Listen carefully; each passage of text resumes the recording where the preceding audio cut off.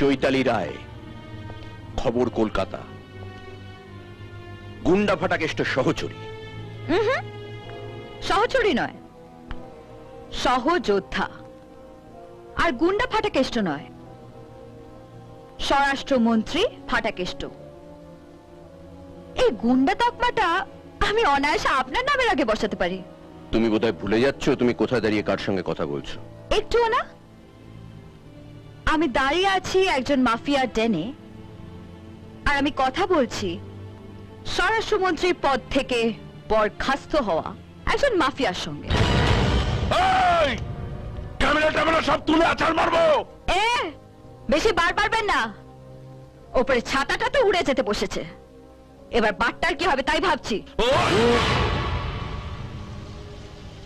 তোমার বাবাও আমায় ওড়াবার স্বপ্ন দেখেছিলেন, রাস্তায় পড়ে মরতে হয়েছে। এখন তোমার মরার জায়গাটা কোথায় ঠিক করবো তাই ভাবছি। ফাটাকেষ্ট কিন্তু আপনার মরার জায়গাটা ঠিক করে রেখেছে। মারবে এখানে, কিন্তু লাশটা পড়বে শ্মশানে। চলো। 7 দিন পর কাল্লা শ্মশানে যায় তা পাবলিক দেখবে, আর তুমি ছবি তুলবে চৈতালি রায়। খবর কলকাতা। সাহেব, খাবে এসো। বাবা তো এখনো আসেনি, বাবা এলে তবেই খাবো। বাবার দেরি হবে, তুমি খেয়ে নাও। না, আমি বাবার সঙ্গেই খাবো। তোর বাবা কি আর আগের মতো আছে? তোর বাবা এখন মন্ত্রী, মন্ত্রীদের ঘরের কথা ভাবলে চলে না। তুই 7টা দিন একা খাওয়ার অভ্যেস কর, তারপর আবার বাবা এসে খাইয়ে দেবে। আয় বস।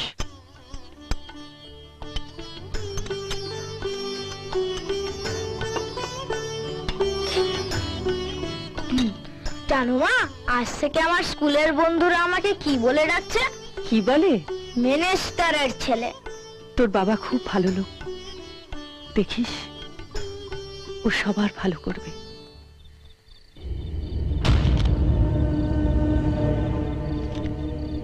এটা আমাকে দিন। আপনার অভিযোগটা তো আমার বিরুদ্ধে না, আমার অভিযোগ আপনার সরকারি লোকজনের বিরুদ্ধে। আপনি চলে যাবার পরেও যারা তাদের চেয়ারে থাকবে, পেনশনের সামান্য কটা টাকার জন্য এই বুড়ো মানুষটাকে যারা রোজ 1 তলা থেকে টেনে 5 তলায় তোলে, আবার নাবায়, ফাইল এক টেবিল থেকে আরেক টেবিলে যাবার জন্য 10 টাকা করে দিতে হয়, আর শেষের টেবিলে 1000 টাকা।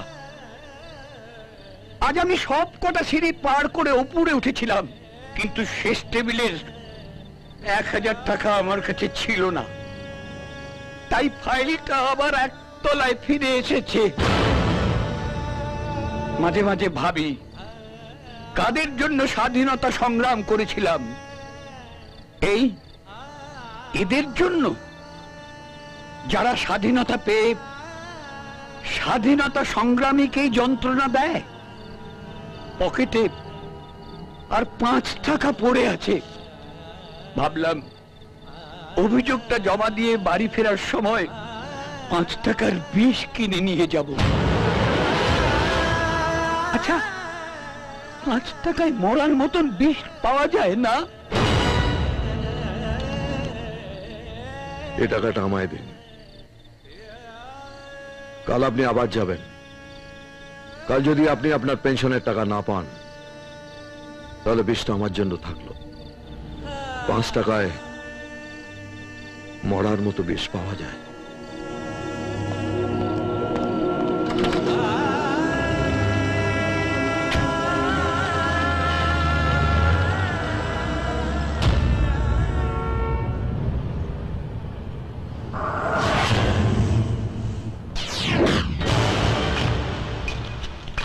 আরো 10 টাকা দিন।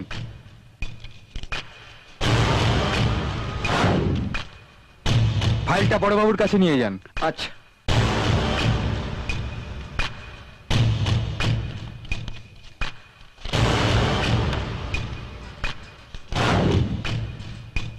গোবিন্দ স্যার, ফাইল নিয়ে দোতলা সাহেবের কাছে যাও। Okay sir.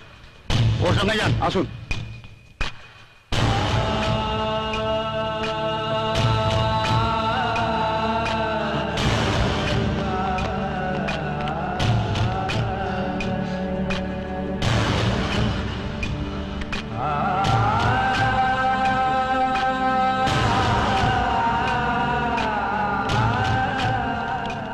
আপনার চেক রেডি হয়ে পড়ে আছে। 1000 টাকা এনেছেন?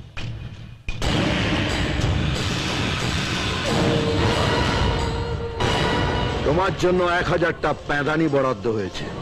স্যার আপনি? আপনাকে প্যাঁদাতে হ্যাঁ? উনি একটার পর একটা টেবিলে 10 টাকা করে দিয়ে গেছেন, আর আমি একটার পর একটা টেবিলে 10টা করে লাথিয়েছি। বাড়িতে গিয়ে বউকে বোঝাবেন সরকার যাকে যা মাইনে দেয় তাকে তাই নিয়ে সন্তুষ্ট থাকতে হয়। আজকের পর কেউ যদি 1 টাকাও ঘুষ খান তাহলে কি হবে? হ্যাঁ, রিজার্ভেশন কনফার্মড। হরিদাস বাবু, ইয়েস স্যার। ওনার চেকটা তৈরি করুন। ইয়েস স্যার, চলুন।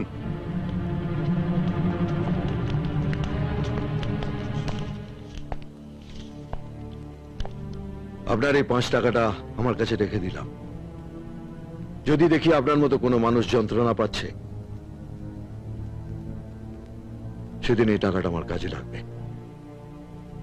ওই টাকাটা আপনার আর কোনোদিন প্রয়োজন হবে না। পরাধীন ভারতে সামনাসামনি নেতাজিকে দেখার সৌভাগ্য আমার হয়নি। আজ স্বাধীন ভারতে আমার সামনে আমার নেতাজিকে স্পষ্ট দেখছি। জয় হিন্দ।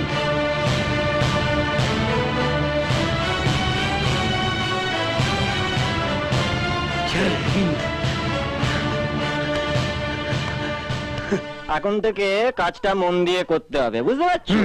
না করলে কি হবে? সোজা বৃন্দাবনে ট্রান্সফার। চলো চল। এই, দাঁড়াও। নামো, নামো। এই দেখি গাড়ির কাগজ দেখি। শালা, ঘুষ দিচ্ছ? তোমাদের কাছ থেকে ঘুষ নি আর ফাটা কেষ্ট আমাদের পে দিয়ে বৃন্দাবনের টিকিট হাতে ধরিয়ে দিক না। কাগজ দেখা, কাগজ দেখা, না হলে শালা মারবো এখানে, লাশ পড়বে শ্মশানে।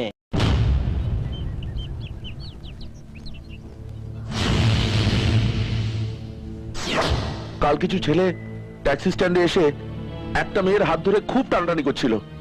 সনাতনদা তাই দেখে বাধা দেয়, তাই ওরা আজ এসে সনাতনদাকে খুন করে গেল। আমরা এখান থেকে বডি নিয়ে যেতে দেবো না, এর একটা বিহিত চাই। ওরা পার্টির ছেলে, কেউ কিছু ওদের বলতে পারে না। থানায় পুলিশের সাথে একসঙ্গে বসে মাল খায়। শুনুন শুনুন দেখি, এই বডিটা তোলো আর জায়গাটা তাড়াতাড়ি জল দিয়ে ধুয়ে নাও। সে সঙ্গে হাতটাও ধুয়ে নিতে চান, তাই না? চৈতালি রায়, খবর কলকাতা। এরা বলছে যারা এই লোকটাকে খুন করেছে তারা আপনাদের সঙ্গেই থানায় বসে মদ খায়, তাই জন্য আপনারা ওদের এগেনস্টে কোনো কমপ্লেন নেন না। আপনার কোনো প্রশ্নের জবাব আমি দেব না। আমাকে না দিলেও একজনের কাছে আপনি জবাব দিতে বাধ্য, স্বরাষ্ট্রমন্ত্রী ফাটাকে। ধরো ধরো ধরো ধরো ধরো।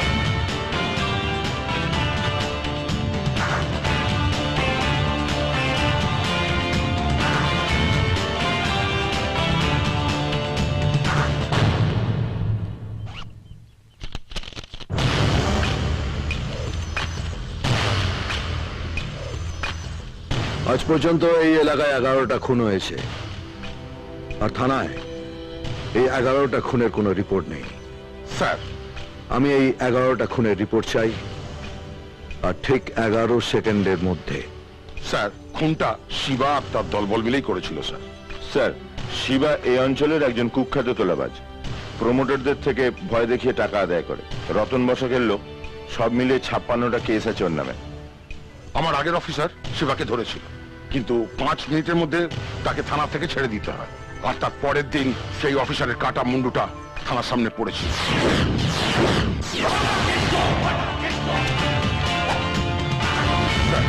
সরকার বন্দুক আর গুলি দেয় ক্রিমিনালদের মারার জন্য, ওদের হাতে মরার জন্য নয়। এই 56 নম্বর কেসটা যেন শিবার লাস্ট কেস হয়, নাহলে এটা হবে তোমার লাস্ট কেস।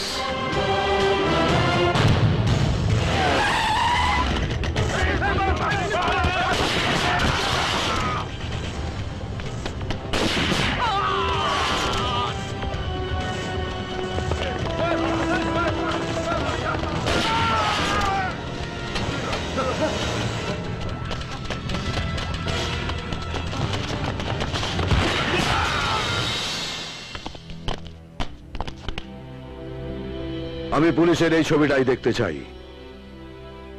পুলিশ মস্তানদের দাস নয়, আইনের দাস, আর ওরা থাকবে পুলিশের ডান্ডার নিচে। একটু বেচাল দেখবে তো সালাম মারবে এখানে, লাশ পড়বে শ্মশানে। আর এটা যেন মস্তানদের জন্মদাতারা ভালো করে জেনে রাখে।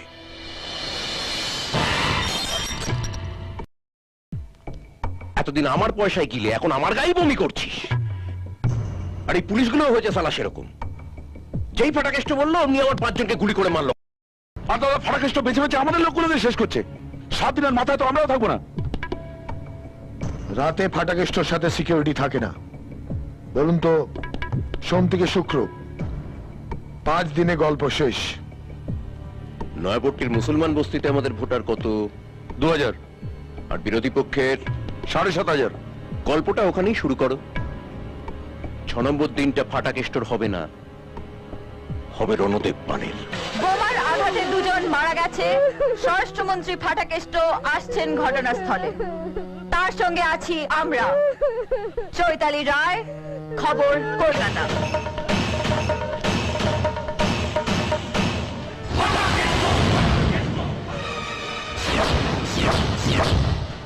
পাঁচ মিনিট সময় দিলাম, যে যার ঘরে গিয়ে দরজা বন্ধ করো।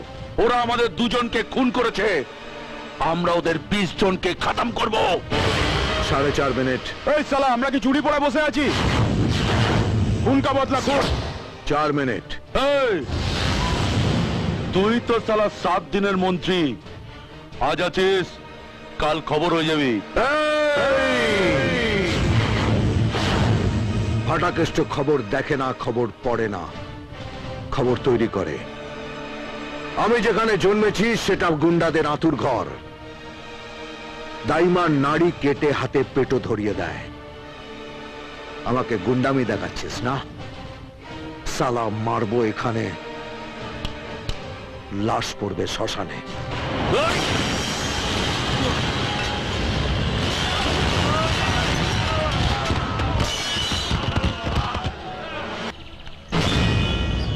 ফাটাকেষ্টর হাতে রতন বসাক খুন, আজকের বিশেষ খবর। ফাটাকেষ্টর হাতে রতন বসাক খুন, ফাটাকেষ্টর হাতে রতন বসাক খুন, ফাটাকেষ্টর হাতে রতন বসাক খুন।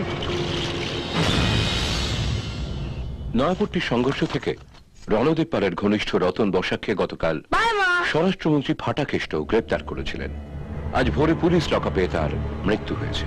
তার দলের সমর্থকদের অভিযোগ, স্বরাষ্ট্রমন্ত্রী ফাটাকেষ্ট নির্মম প্রহারেই মৃত্যু হয়েছে রতন বসাক। একটা গুন্ডাকে মন্ত্রীর চেয়ারে বসালে এই হয়,